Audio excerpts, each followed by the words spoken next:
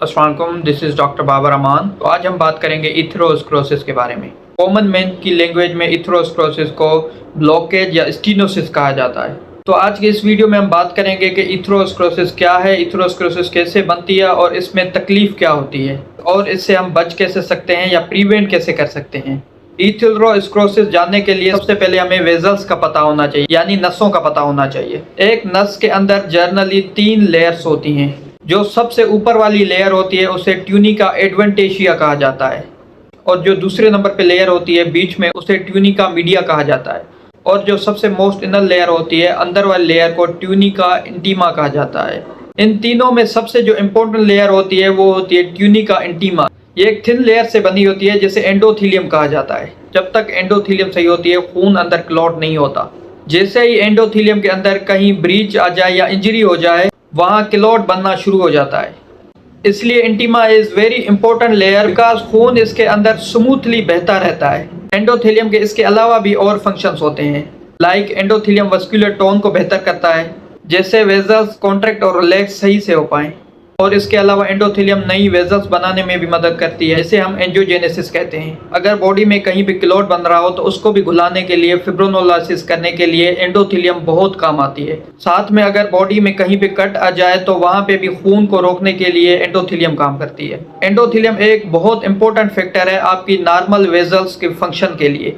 अब देखें कि इथेरोस्क्लेरोसिस क्या है। इथेरोस्क्लेरोसिस एक नसों की बीमारी है। अब यहाँ पे जो हमारे खून की वेजल्स हैं वो 2 टाइप्स की होती हैं, एक तो होती हैं आर्टरीज और दूसरी होती है वीन्स। अब इथेरोस्क्लेरोसिस इन दोनों वेजल्स में हो सकता है, लेकिन मोस्टली जो ज़्यादातर 70% इथेरोस्क्लेरोसिस जो होता है वो होता है आर्टरीज में, क्योंकि आर्टरी में ब्लड का प्रेशर ज़्यादा होता है। अब इथेरोस्क्लेरोसिस में होता क्या है कि हमारी जो वेजल्स हैं उनके अंदर कोलेस्ट्रॉल जमा होना शुरू हो जाता है। स्पेशली ये जमा होता है tunica intima and tunica media के दरमियान, और ये इथेरोस्क्लेरोसिस एसिम्प्टोमेटिक होता है, मतलब बगैर किसी अलामत के ये बॉडी के अंदर हो रहा होता है, बंदे को पता नहीं लगता। अगर बॉडी में अचानक कोई वेजल बंद हो जाए तो उस आर्गन का डिसफंक्शन होने लगता है। इथेरोस्क्लेरोसिस बॉडी की किसी भी नस में हो सकता है, बट मोस्टली ये हार्ट की नसों में होता है। इसके अलावा इथेरोस्क्लेरोसिस दिमाग की नसों में हो सकता है, किडनी की नसों में हो सकता है, या पेट की नसों में हो सकता है, या बॉडी में कहीं भी हो सकता है। पैरों की नसों में भी हो सकता है, हाथों की नसों में भी हो सकता है। अब ये हर किसी की अलग अलग अलामत होती हैं। अगर वो दिल में इथेरोस्क्लेरोसिस होगा तो उसकी अलग अलामत होंगी, दिमाग में होंगे तो अलग अलामत होंगी, किडनीज में होंगी तो उसकी अलग अलामत होंगी। अब इथेरोस्क्लेरोसिस डेवलप होता क्यों है? जनरली ये माना जाता है कि इथेरोस्क्लेरोसिस का प्रोसेस चाइल्डहुड से ही शुरू हो जाता है। अगर इसी के साथ आपको कोई और रिस्क फैक्टर्स हैं, लाइक ब्लड प्रेशर है या डायबिटीज है या कोलेस्ट्रॉल लेवल ज्यादा है, स्पेशली LDL अगर ज़्यादा है, इसके अलावा एज है, तो ये सारे रिस्क फैक्टर्स अगर आपको हैं तो इथेरोस्क्लेरोसिस का प्रोसेस फर्दर तेज़ हो जाता है। साथ में अगर किसी को इन्फ्लामेटरी प्रोसेस है, लाइक ल्यूपस है, आर्थराइटिस है या सोरियासिस है, तो इन पेशेंट्स में भी इथेरोस्क्लेरोसिस का प्रोसेस जल्दी होता है। बॉडी में हाई लेवल ऑफ इन्फ्लामेशन की वजह से भी इथेरोस्क्लेरोसिस का प्रोसेस जल्दी होता है और एंडोथेलियम डिसफंक्शन हो जाता है और जल्दी नसों को ब्लॉक करता है। अब अगर किसी को इथेरोस्क्लेरोसिस हो तो उसके सिम्टम्स क्या होते हैं? जनरली ये एसिम्प्टोमेटिक होता है। अगर किसी को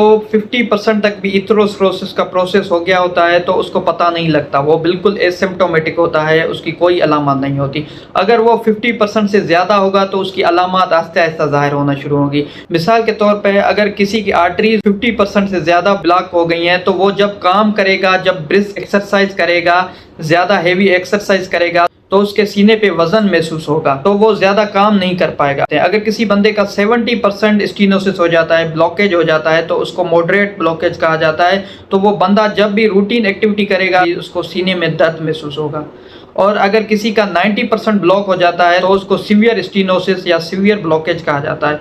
तो ऐसी सूरत में बंदे को बैठे हुए रेस्ट की हालत में भी दर्द हो रहा होता है।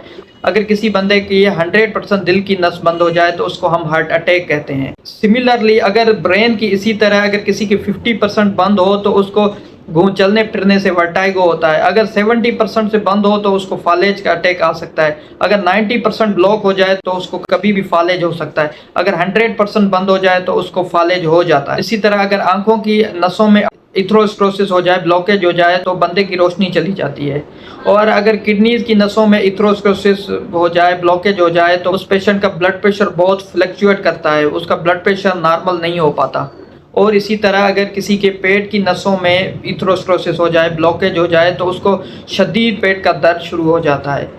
और अगर किसी के पाँव में इथेरोस्क्लेरोसिस प्रोसेस हो जाए तो वो उसको चलने से पाँव में दर्द हो रहा होता है, उसको हम क्लॉडिकेशन कहते हैं। जब वो थोड़ा भी चलेगा तो उसके पाँव में दर्द होगा। ऐसे बंदे जब बैठते भी हैं, पाँव लटका के बैठते हैं, तो इनको अच्छा महसूस होता है। अब इथेरोस्क्लेरोसिस को प्रिवेंट कैसे किया जाए? सबसे पहले नंबर पे जो आता है वो है लाइफस्टाइल मॉडिफिकेशन। अगर किसी बंदे को इथेरोस्क्लेरोसिस हो रहा है तो उसको पहले अपनी लाइफस्टाइल मॉडिफिकेशन करनी चाहिए।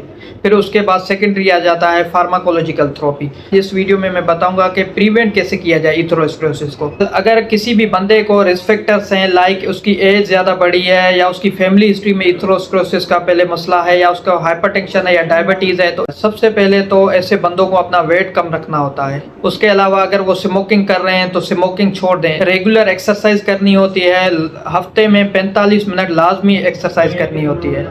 हेल्दी फूड्स खाने होते हैं। अगर ब्लड प्रेशर है तो उसको कंट्रोल रखना है, डायबिटीज़ है तो उसको कंट्रोल रखना है। तो ये था इथेरोस्क्लेरोसिस के बारे में। Thank you, that's all for today.